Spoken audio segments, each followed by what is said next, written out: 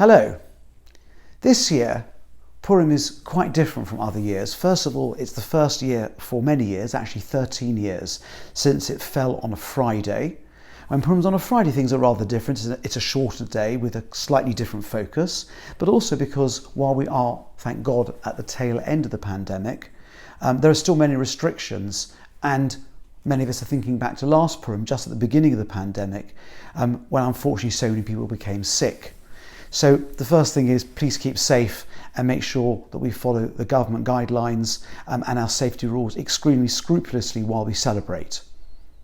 But the back to basics approach that is necessary, there will be no big street parties, there will be no communal meals, there'll be small sudas. It's very difficult and perhaps inappropriate to give many shlach monos packages.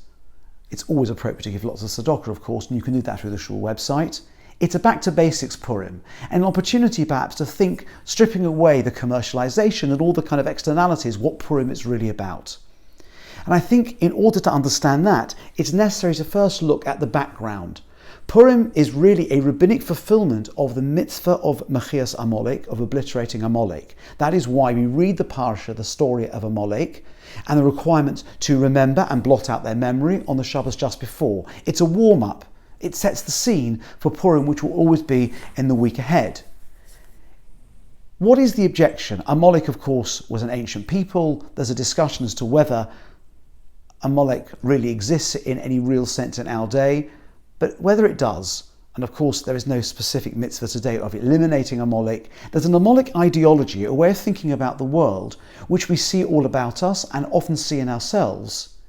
And the purpose of this mitzvah, and Purim specifically, is to rethink that and to take our lives in a different direction. And you only have to just begin reading Asher Korocho Baderech. What did Amalek do? They attacked you. Remember what they did. They attacked you. Asher Korocho Baderech means that they chanced upon you on the way. The word Korocho has many meanings, and Rashi gives it three, which are all conceptually related. Korocho means seeing the world as a sequence of random chances. It may well be that the Jews were successful. It may well be they crossed the sea and were brought with miracles. But it's just good fortune, because Amalek does not believe in the connectedness of anything. People are discrete, communities are discrete, and most certainly there is no connection between this world and the next world, between man and God. It means that Amalek reckons that the world is meaningless. Human experience is meaningless.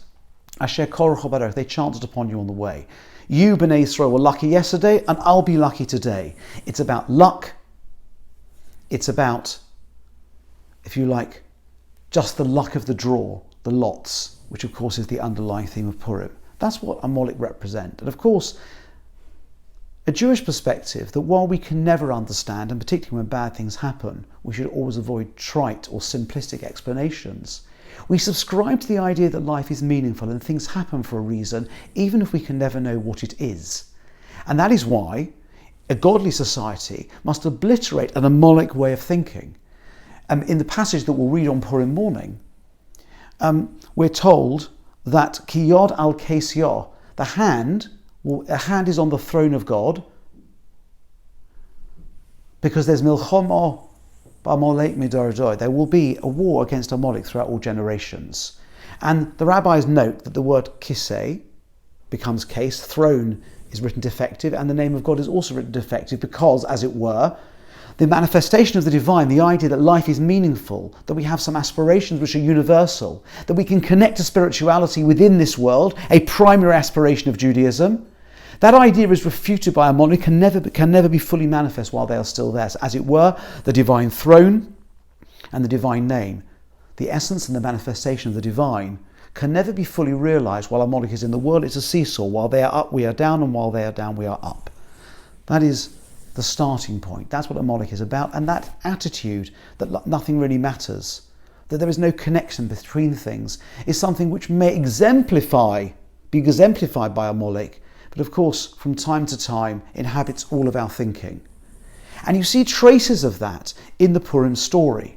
There are at least two occasions where this word resurfaces. When Mordechai finds out what has happened, that the Jews are going to be annihilated by decree of Achashverosh based on Haman's advice, he says, Vayage lo Mordechai es kol asher korohu.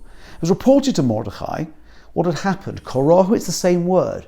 And Mordechai, the rabbis understand this means that Mordechai recognized the perpetrators of this ideology, the chancers of the world, Amalek, are back. It's coming from them. And even later in the story, where the tables are turning, when that up and down has flipped against Haman, the descendant of Amalek, he comes, he can't understand, he's had to lead his arch enemy through the street on a horse at the end of the 6th chapter.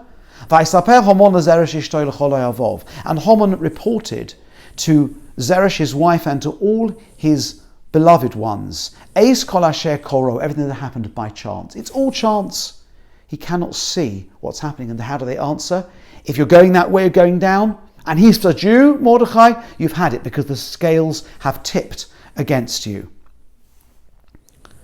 That is the story of the Megillah. Now, the Megillah does not mention the name of God. In fact, some of you see adorned Megillahs, they can be adorned with calligraphy or with pictures because there is no divine name, unlike any other book in the Bible. The challenge of the story is to piece the pieces together. It's a big jigsaw puzzle, and you can see it as a random choice, as a random chance. You can see the events which actually many years apart. The Feast of Achashverosh is many years before the end of the story. You can choose to see it as chance. If the name of God were to appear directly, then it would be self-evident that God is in the story. Our role is to piece the pieces together and connect. So where God is not evident, we find him, which is the antithesis of Amalek, who where God was evident, they rejected him. And that has two manifestations. First, the meaning of the word Purim. Of course, Purim is a Persian loanword which means lots, as described in the Megillah itself. But the Maharal of Prague, writing in the late 16th century, says the reason this word is used rather than gorol, which is well known, this word is used because Purim really means pirurim, little crumbs, bits that you stick together, a picture that you're supposed to paint, and when you put all the pieces together in the right order, we see the face of the divine. Megillah, in the tractate Megillah, the rabbis say in the 2nd chapter, Megillah lemafreya lo yotza, someone who reads the Megillah, often translated as backwards, has not discharged his obligation. Now, it will be an enormous feat to read the Megillah backwards. It's difficult enough to read it in the right order. But the correct translation is someone who reads the Megillah out of order can't discharge their obligation, because you can only piece the pieces together if you see the story if you see the story evolving step after step and not out of order. It's all the same idea. So by reading the Megillah, we fulfill the obligation of bringing God into the picture, connecting ourselves with God. There are other mitzvahs of the day. On Purim, we give money to others, iron out inequities in society, enable those who do not have to have, and we give food gifts to the poor. So food gifts to friends and others. Of course, this is about reos. It's intended to create relationships and bonds between people. Haman, reflecting perhaps his own sense of internal fragmentation, accuses us of being disparate, with no connections with one another and no connections with the authorities. Our job is to undo that by building connections with each other. So those two mitzvahs are about building connections with others. And finally, Purim Suda. Purim Suda is normally when Purim is on a Friday, celebrated in the morning, but on a normal year towards the end of the day. The Purim Suda is a feast. It's the only occasion in the year where it's explicitly mandated that one should become intoxicated.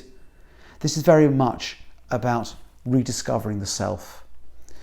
And by drinking in the right way, in fact, the Ramor Isalis, in his gloss writing in the mid-16th century, points out whether you drink a lot or a little, it has to be a God-focused activity and not drinking for the sake of it. It means it has some spiritual function to drink a little more than usual. It is to reacquaint ourselves with aspects perhaps of our own personality that have been buried maybe since last Purim.